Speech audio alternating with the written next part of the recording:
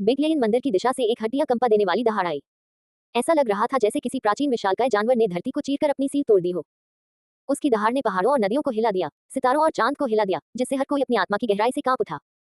बहरहाल सब कुछ फिर से शांत हो गया। भयानक दहाड़ सामान्य हो गई और पंचरंगी वेदी के बाहर केवल रेत के तूफान की गड़गड़ाहट की आवाज सुनाई दे रही थी। वह क्या है? क्या मंगल ग्रह पर अन्य प्राणी भी हैं? किंवदंती है कि बुद्ध ने कई राक्षसों और भूतों का दमन किया था। हो सकता है कि जिस स्थान पर उन्होंने उन्हें बंद किया था वह बिगलेन मंदिर के पास हो। चर्चा के कुछ शब्द ही सभी को सिहरन पैदा करने के लिए काफी थे। आधुनिक शहरी निवासियों के रूप में उन्होंने ऐसी किंवदंतियों पर कभी विश्वास नहीं किया था। आज उन्होंने बहुत सी अविश्वसनीय बातें अनुभव की थी।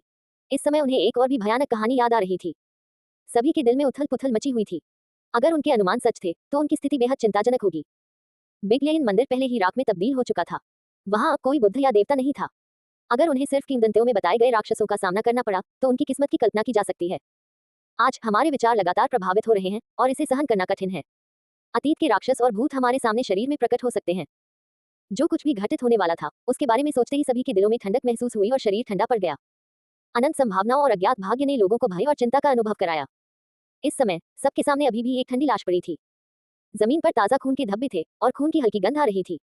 इससे सबको याद आ गया कि स्थिति बहुत खराब थी। वह अज्ञात चीज फिर से प्रकट हुई थी और सबके सामने एक नई जान ले गई थी। टस्क। लाश की खोपड़ी से एक अजीब सी आवाज आई जिससे कई लोग घबरा गए। चौंप। ये खाने और चबाने की आवाज की तरह लग रहा था और इसे सुनना बहुत असहज था। आखिरकार यह एक मानव खोपड़ी थी।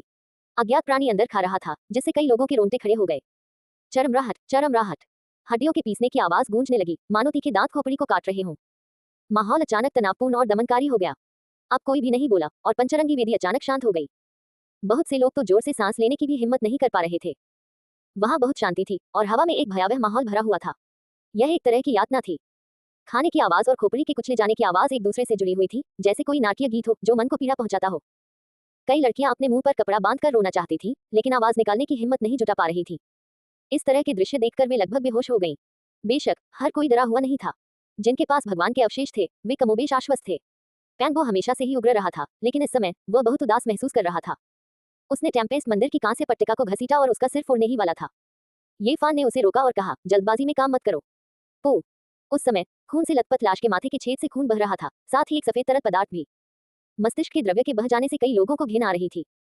तभी खून से लथपथ छेद से एक काले रंग का सिर बाहर निकला। ये छोटा, नुकीला और शल्कों से ढका हुआ था। वह क्या है? सभी लोग अनजाने में कुछ कदम पीछे हट गए। यहाँ तक कि ये फैन और पैंगो भी कुछ कदम पीछे हट गए। यह एक अजीब मगरमच्छ जैसा जीव था जो लाश में खूनी छेद से बाहर निकला था। न केवल उसका शरीर खून से सना हुआ था, बल्कि उसके मस्तिष्क में सफेद पदार्थ भी था, जिससे लोगों के सिर की त्वचा सुन्न हो जाती थी। ये 10 सेंटीमीटर से भी कम लंबा था और केवल एक उंगली जितना मोटा था। ये सांप जैसा दिखता था, लेकिन ये सांप नहीं था। यह मगरमच्छ जैसा दिखता था, लेकिन इसके पैर नहीं थे। इसका पेट नंगा था और इसका पूरा शरीर काले रंग के शिल्कों से ढका हुआ था। ये भयानक था, जैसे पाताल लोक से आया कोई दुष्ट प्राणी। खून और मस्तिष्क के पदार्थ ने उसके काले रंग के स्केल्स को दाग दिया था। यह एक भयावह दृश्य था और कई लोगों को बहुत असहज महसूस हुआ। उनके दिलों में एक ठंडा डर पैदा हो गया। इस अज्ञात प्राणी के खूनी छेद से बाहर निकलने के बाद वह लाश के सिर के ऊपर रेंगता हुआ चला गया। इसकी छोटी छोटी आंखों से बेहद ठंडी चमक निकल रही थी, क्योंकि यह चुपचाप सभी को घूर रहा था। यह एक उच्च स्तरीय बुद्धिमान जीवन रूप जैसा था, न कि निम्न स्तरीय जीवन रूप। 7 छात्र, 4 साल के सहपाठी और कुछ नए जीवन हमेशा के लिए चले गए। उन्हें वास्तव में इस अतुलनीय रूप से बदसूरत प्राणी ने निगल लिया। उसकी आंखें अतुलनीय रूप से दुर्भावनापूर्ण थीं। वह एक प्रतिशोधी आत्मा की तरह सभी पर अपनी नजरें घुमाता था। ऐसा नहीं लगता था कि वह किसी समान अस्तित्व को देख रहा था, बल्कि ऐसा लग रहा था कि वह अपने भोजन को नाप रहा था। मादरचोद, 3 इंच की कील, तू तो चूहे जितना भी बड़ा नहीं है, फिर भी तूने मेरे 7 सहपाठियों को मारने की हिम्मत की। ये डैडी तुझे कुचलकर मार डालेगा। पैंगो ने ग्रेट थंडरक्लैप मंदिर की कांस्य पट्टिका को उठाया और उसे जोर से घुमाया, जिसका लक्ष्य सीधा उस निर्दयी अज्ञात प्राणी पर था। जैसे ही प्रकाश की किरणें आसमान में चमकी, गड़गड़ाहट की आवाजें गूंजने लगी। कांस्य पट्टिका प्रकाश की हजारों किरणों से चमक उठी। बिजली आगे बढ़ी और हवा में नाचने लगी, एक ऐसा जाल बुनने लगी जिससे बच पाना मुश्किल था। फुट। हालांकि यह अज्ञात प्राणी बहुत तेज था। ऐसा लग रहा था कि उसे पता था कि वह कितना शक्तिशाली है, और जब वह उस चमकदार रोशनी से बचने के लिए बाहर निकला तो वह काली रोशनी की एक लकीर में बदल गया। ये फान हाथ में प्राचीन कांस्य दीपक लेकर आगे बढ़ा। उसने पूरी ताकत से बाती पर फूंक मारी और एक धधकती दिव्य लौ तुरंत बाहर निकली और आगे बढ़ी। वह दुष्ट प्राणी, जो केवल एक उंगली जितना मोटा और 10 सेंटीमीटर लंबा था, एक करुण चीख निकालता है। उसकी आवाज इतनी तेज थी कि सभी चौंक जाते हैं। ये किसी दुष्ट आत्मा की चीख की तरह थी, जिससे लोगों के कान के पर्दे बजने लगे और उनकी रीढ़ की हड्डी में सिहरन दौड़ गई। ये कल्पना करना कठिन था कि इतना छोटा पिंड इतनी तेज और डरावनी ध्वनि कैसे निकाल सकता है। ये फैन ने जो बाती बुझाई थी उसकी लपटें 3 मीटर तक उछली, लेकिन उस अनजान प्राणी को पूरी तरह से नहीं निगल पाई। ये सिर्फ उसकी पूंछ से हल्की सी टकराई, जिससे उसके शल्क वहीं गिर गए और उसकी झुलसी हुई पूंछ का आधा हिस्सा भी गिर गया। उसने ये फैन को एक इंसान की तरह क्रूरता से घूरा। वह अतुलनीय रूप से दुष्ट था और उसने अपना मुंह खोला और घने तीखे दांत दिखाए जो ठंडी बर्फ सफेद रोशनी में टिमटिमा रहे थे। वह लगातार धीमी आवाज में ये फैन पर गुर्रा रहा था। आखिर यह क्या चीज है? पीछे बैठे कई छात्र बहुत डरे हुए थे। हालांकि उनके पास दिव्य कलाकृतियां थीं, फिर भी वे आगे जाने की हिम्मत नहीं कर पा रहे थे। तुम 3 इंच के नाखून हो, तुम्हारी आंखें बहुत खतरनाक हैं। मैं तुम्हें टुकड़े टुकड़े कर दूंगा। फैंगबो को बिल्कुल भी डर नहीं लगा। वह बहुत ही खूंखार था। उसने ग्रेट थंडरक्लैप मंदिर की कांस्य पट्टिका उठाए और दौड़कर बोला, तुमने मेरे 7 सहपाठियों को मार डाला और अब मैंने तुम्हारी सड़ी हुई पूंछ में से केवल एक को ही तोड़ा है। जाओ भाड़ में जाओ। फैंगबो का पूरा शरीर कांस्य पट्टिका से निकलने वाली चमकदार रोशनी से घिरा हुआ था। वह युद्ध के क्रोधित देवता की तरह था और उसकी आभा दमनकारी थी। कांस्य पट्टिका कंपन कर रही थी और बौद्ध मंत्रों ने गड़गड़ाहट की आवाज निकालते हुए आकाश को हिला दिया।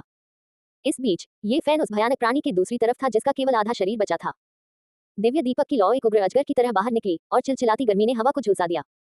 इस समय झोही, वांग जिवेन और अन्य लोग भी पीछे से दौड़े। उसी समय उन्होंने जो दिव्य कलाकृतियां प्राप्त की थी उन्हें उठाया और उस दुष्ट मगरमच्छ जैसे प्राणी पर वार किया। हालांकि उसका पीछा किया जा रहा था और उसे रोका जा रहा था, लेकिन ये जीव बहुत तेज था। ये बिजली की एक काली बोर्ड की तरह था जो लगातार पंचरंगी बलिवेदी से गुजर रहा था। उनके लिए इसे छूना बहुत मुश्किल था। करुण क्रंदन गूंज उठा। इस दुष्ट और भयानक प्राणी का हर कोई पीछा कर रहा था। ऐसा लग रहा था कि वह अतुलनीय रूप से क्रोधित था और उसकी चीखें बंद नहीं हो रही थी। यह पाताल लोक से आए किसी दुष्ट भूत के रोने जैसा था। चा प्रकाश अवरोध को भेदने वाली किसी चीज की आवाज सुनी जा सकती थी। कई बदसूरत मगरमच्छ जैसे जीव पंचरंगी बलिवेदी के बाहर प्रकाश अवरोध को सफलतापूर्वक भेद चुके थे। वे सभी 10 सेंटीमीटर से ज्यादा लंबे नहीं थे और वे पहले वाले से अलग नहीं थे। उनकी आंखें दुष्ट आत्माओं की तरह ठंडी थी, मानो उनमें सभी के लिए असहनीय नफरत हो। वे इतने सारे क्यों हैं? आखिर यह कैसा प्राणी है? क्या मंगल उनका घोंसला है? सभी को असहायता का एहसास हुआ। वे देवता नहीं थे, इसलिए वे नहीं जानते थे कि अपने हाथों में कलाकृतियों का उपयोग कैसे करें। वे हत्या के इरादे को रोकने के लिए केवल बौद्ध कलाकृतियों द्वारा उत्सर्जित प्रकाश पर भरोसा कर सकते थे। अब जब इतने सारे दुष्ट जीव प्रकट हो गए थे तो उन सभी को खत्म करना असंभव था। इस समय एक सरसराहट की आवाज सुनाई दी। प्रकाश अवरोध के बाहर सैकड़ों दुष्ट प्राणी थे जो मगरमच्छ जैसे दिख रहे थे। ये फैन और बाकी लोगों के पीछे जो लोग आगे नहीं बढ़े या डरपोक थे, वे पहले से ही कांपने लगे थे। अगर इतने सारे दुष्ट प्राणी एक साथ दौड़ पड़े तो शायद देवताओं के अवशेष भी उनसे बचाव नहीं कर पाएंगे। पैंगबो, पीछा करना बंद करो। चलो सब लोग एक साथ इकट्ठे होते हैं। ये फैन ने पैंगबो से चिल्लाकर कहा। अब जब इतने सारे दुष्ट जीव प्रकट हो गए थे तो उन सभी को मारना असंभव था। बचाव ही इस समय सबसे अच्छी रणनीति थी। उन्हें केवल 5 रंगों वाली बलिवेदी के प्राचीन तारों वाले आकाश मार्ग को खोलने के लिए पर्याप्त ऊर्जा जमा करने की प्रतीक्षा करनी थी। गर्जन। अचानक महान लेन मंदिर की दिशा से एक आत्मा को हिला देने वाली गर्जना आई। इस दिल दहलाने वाली दहाड़ के बाद बाहर रेत का तूफान थम गया था। जानवरों की तेज दहाड़ के अलावा इस दुनिया में कोई और आवाज नहीं थी। धरती लगातार हिल रही थी और पंचरंगी बलिवेदी भी हिल रही थी। बाहर का रेतीला तूफान पूरी तरह से दब गया था। महान लेन मंदिर दुष्ट प्राणियों का घोंसला है, किसी ने कांपती आवाज में कहा। सभी ने प्रकाश अवरोध के बाहर देखा। अधिक से अधिक भयानक जीव इकट्ठा हो रहे थे और ऐसा लग रहा था कि वे महान लेन मंदिर की दिशा से आ रहे हैं। हर जगह जेट काले शल्क थे और वे घनी तरह से भरे हुए थे। कम से कम दसियों हजार थे। बूम! अचानक सभी को लगा कि धरती जोर से हिल रही है। उसके बाद 1000 मीटर दूर से एक बहुत ही भयावह आभा आई। यह इतनी शक्तिशाली थी कि यह आकाश और पृथ्वी तक पहुंच गई। यद्यपि बाहर रेत का तूफान था, फिर भी हर कोई महान लेन मंदिर के खंडहरों में 2 डरावनी लालटेन जैसी आंखें देख सकता था जो अंधेरे स्थान को भेदती हुई निकल रही थी। ऐसा लग रहा था जैसे वहां ज्वालामुखी फट गया हो। पंचरंगी बलिवेदी के पास घरों जितने बड़े पत्थर भारी मात्रा में गिर रहे थे। आवाज इतनी जोरदार थी कि धरती हिल रही थी। यह महान लेन मंदिर की नींव है। ये ढह गया है। भूमिगत से कुछ भयानक निकल रहा है। यदि ऐसा होता तो भले ही सभी के पास देवताओं द्वारा छोड़े गए कुछ अवशेष होते, फिर भी वे उनका उपयोग नहीं कर पाते। मुझे लगता है कि मैं जानती हूँ कि यह मगरमच्छ जैसा दुष्ट प्राणी क्या है, एक छात्रा ने कांपती आवाज में कहा। तिब्बती क्षेत्र में बौद्ध धर्म को सबसे अधिक सम्मान दिया जाता था। लगभग सभी लोग इस पर विश्वास करते थे। ये छात्रा तिब्बत गई थी और उसने जोखांग मंदिर और जोखांग मंदिर जैसे बौद्ध धर्म के महत्वपूर्ण स्थानों का दौरा किया था। उसने वहां एक बूढ़े तिब्बती से कुछ किंवदंतियां सुनी थी। ऐसा कहा जाता है कि महान लेन मंदिर जहां बुद्ध रहते थे कोई दयालु या शुद्ध भूमि नहीं थी। इसके बजाय इसने कई अद्वितीय राक्षसों को दबा दिया। उनमें से पहले स्तर ने मगरमच्छ पूर्वज को दबा दिया। यह असीम जादुई शक्ति वाला एक प्राचीन दिव्य मगरमच्छ था, लेकिन अंततः इसे बुद्ध ने दबा दिया। आप कह रहे हैं कि महान लेन मंदिर के नीचे कई अद्वितीय राक्षस दबे हुए हैं। ये वही बात है जो बौद्ध धर्म में विश्वास रखने वाले बूढ़े तिब्बती ने कही थी। ये सब सुनने के बाद सभी को अपनी रीढ़ की हड्डी में ठंडक महसूस हुई। अगर यह सच था तो मगरमच्छ पूर्वज महान लेन मंदिर में पैदा होने वाला था और ये बदसूरत और क्रूर जीव उसके वंशज थे। ये फान ने भौहें सिकुड़ते हुए कहा, मैंने एक प्राचीन ग्रंथ में कुछ अभिलेख देखे हैं। उस पाठ में बिना पंजों वाले एक प्रकार के मगरमच्छ का वर्णन था। उसका शरीर हीरे की तरह कठोर था और वह आकाश में उड़ सकता था और जमीन के नीचे बिल बना सकता था। वह आसानी से मांस को भेद सकता था और उसे दिव्य मगरमच्छ के नाम से जाना जाता था। झोही ने सिर हिलाया और कहा, मैंने भी इसी तरह के प्राचीन ग्रंथ देखे हैं। ऐसा कहा जाता है कि बौद्ध धर्म के अभिलेखों के अनुसार दैवीय मगरमच्छ पूर्वज को बुद्ध ने दबा दिया था। तब से उसके वंशज फिर कभी दुनिया में नहीं आए। सबको लगा कि यह सब झूठ है। पहले कुछ किंवदंतियां कहानियों के रूप में सुनी जाती थी, लेकिन अब उन्हें इसे अपनी आंखों से देखना था।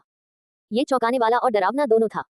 उस बूढ़े तिब्बती ने कहा कि मगरमच्छ के पूर्वज को महान लेयन मंदिर के पहले स्तर में दबा दिया गया था। क्या इसका मतलब यह है कि कोई दूसरा स्तर है, कोई तीसरा स्तर है? एक महिला छात्रा ने कांपती आवाज में पूछा। किसी ने जवाब नहीं दिया। अगर मगरमच्छ का पूर्वज सच में पैदा हुआ था, तो यह उन सभी को मिटा देने के लिए पर्याप्त था। सरसराहट की आवाजें सुनी जा सकती थी। हजारों छोटे मगरमच्छ पंचरंगी वेदी के बाहर दिखाई दिए और अंदर घुसने की पूरी कोशिश कर रहे थे। बूम! अचानक 5 रंगों वाली वेदी हिल गई और आकाश में 5 रंगों के प्राचीन रून दिखाई दिए। वे चमकते सितारों की तरह थे और ताई ची के 8 त्रिग्राम दिखाई देने वाले थे। यह एक संकेत था कि सितारों के लिए प्राचीन मार्ग खुलने वाला था। लेकिन उसी समय हजारों मीटर दूर ग्रेट लेयन मंदिर के खंडहरों से एक भयानक कंपन आया। लालटेन जैसी लाल आंख कई मीटर ऊपर उठी। ये स्पष्ट था कि वह भूमिगत महल की बेड़ियों से मुक्त होकर जमीन से बाहर निकल रही थी। भागो यहाँ से, भागो मंगल से। हर कोई यही सोच रहा था। बहुत से लोग प्रार्थना कर रहे थे, उम्मीद कर रहे थे कि सितारों तक पहुंचने का प्राचीन रास्ता जल्द से जल्द खुल जाएगा। भले ही उन्हें हमेशा के लिए एकाकी ब्रह्मांड में तैरना पड़े, लेकिन ये यहाँ रहने से ज्यादा सुकून देने वाला होगा।